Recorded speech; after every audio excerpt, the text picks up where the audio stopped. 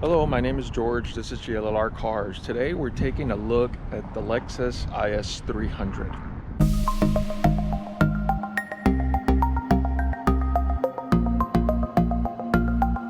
The Lexus IS 300, it is a sports, so it's the F Sports version of the small luxury sporty model of the Lexus. This one right here in particular has a 6-cylinder engine, and because it is meant and geared to be sporty like, it's been tuned and set up to provide not just a good luxury experience, but a good sporty looking drive experience.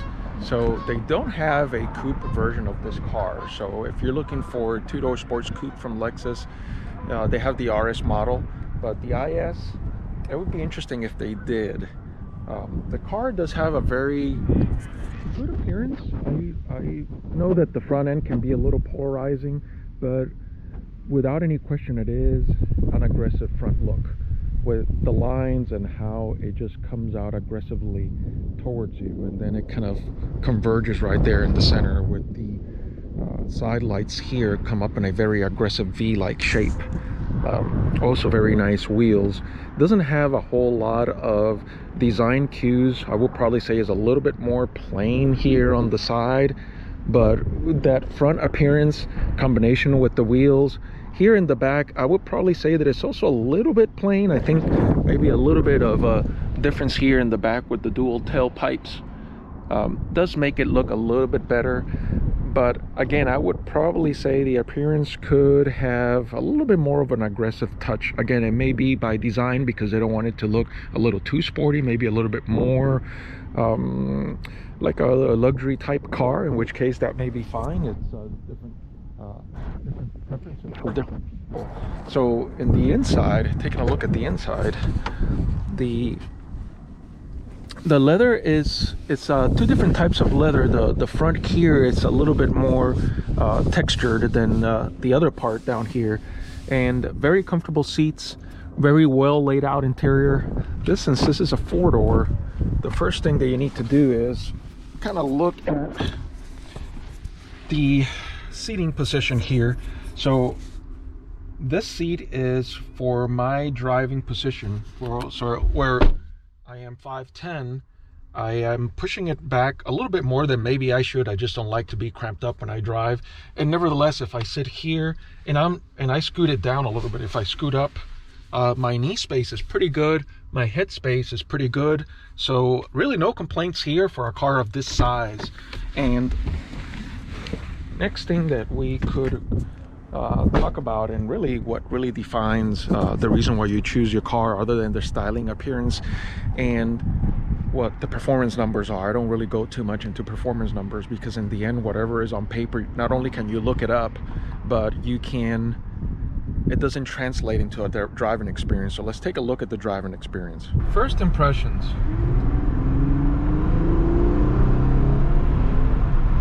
So the acceleration is adequate, and there's a good sound. Get the windows up because it's making a lot of noise.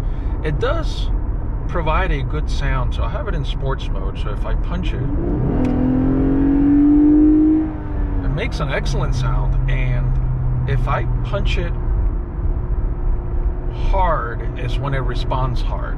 So if I punch it like halfway throttle, it feels okay. I think the way that this engine was set up is that you need to punch it hard for it to respond hard.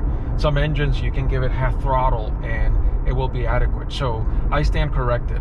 It is not adequate acceleration. It is good acceleration. And again, it depends on how you handle the throttle. So the accelerator, when you push it down, if you need it to respond to you, you're gonna have to step on it pretty much. So the overall ride feels smooth. It is in sports mode right now, so I would feel that the ride would be a little bit rough, but it's not. It still feels pretty good. I know there's always a trade-off between ride and handling. So here we go again.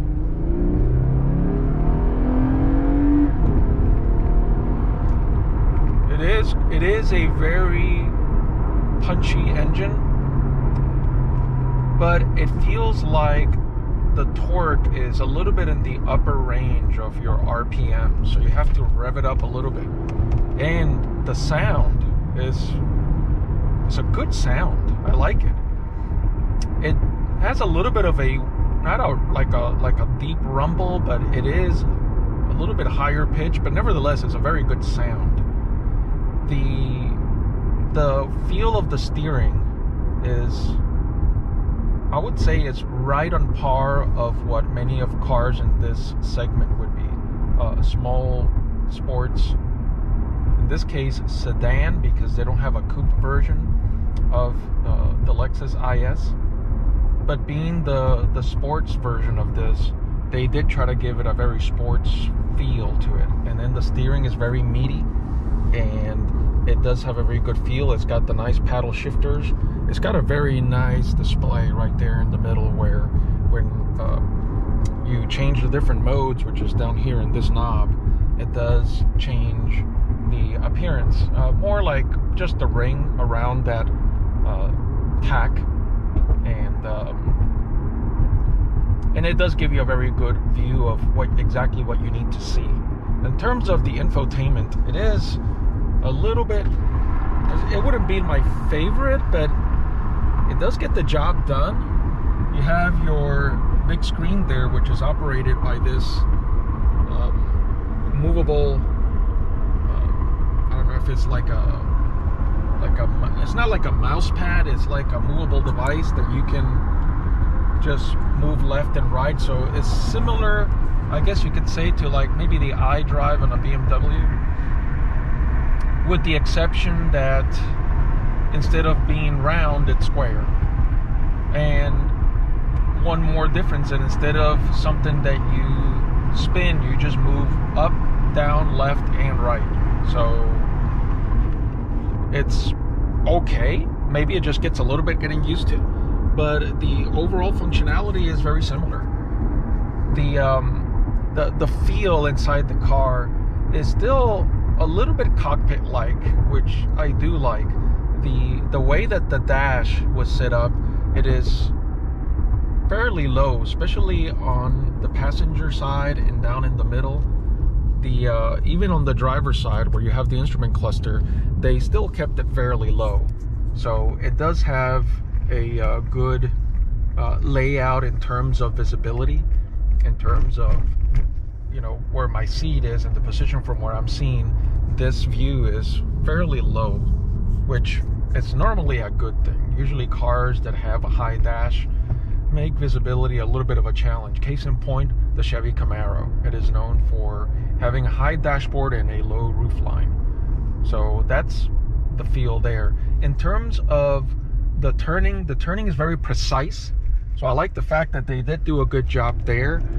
And it is a compromise between the luxury feel and the sports feel. So there is sports mode, eco mode, and normal mode. So in normal mode, you just push down on this knob right here just to get it back to that mode, so you don't have to remember. So if you're driving, you don't have to look down and remember what mode you're on, so long as you push down on that knob. And it does soften up a little bit from sports mode. And the other thing is this center instrument cluster will change. Like that is for sports mode, that's for normal mode, and that's eco mode. So eco mode doesn't do much there, but nevertheless, at least you get to have a feel for if I punch it. I mean, it still responds. You just need to rev it up a little bit, and it will respond. So the acceleration is pleasant, and the ride is softer than I expected, which is a good thing. It is not as refined as some of the German counterparts as I would expect, but it is still a very good driving experience. So after driving it, I was impressed by how it was tuned to have a very good sound, although in order to punch it you do need to rev it up a little bit, so the torque is a little bit on the higher RPMs. But if you want to drive it in an aggressive style and you want to get a little bit out of it, you will probably drive it like that anyway. It still has a little bit more of a luxury feel than a sports feel to it, but because it is, different people have different priorities on when they drive a car, what that car is supposed to feel like. It really comes down to what do you like. Personally, for me, I would probably want something a little bit more sporty if I'm looking for that. If I'm looking for something a little bit more luxurious, then this car would be just fine. And it's not a bad car. Lexus is part of the Toyota brand, and they do have a number of choices. They have the ES, the GS, and then they have the RS. The RS is the one that is meant to be more sporty, two-door coupe, and it doesn't even come in a four-door variant, in a sedan variant. So maybe that's the one you need to look at if you're looking for a full sports experience. But for everything that we looked at here, it gets the job done. It is a car that would be very enjoyable, and many people are buying it. It doesn't need to be one of the German counterparts. Many people do like these cars, and it all depends on what you like. My name is George. This is GLLR Cars, and as always, drive safe.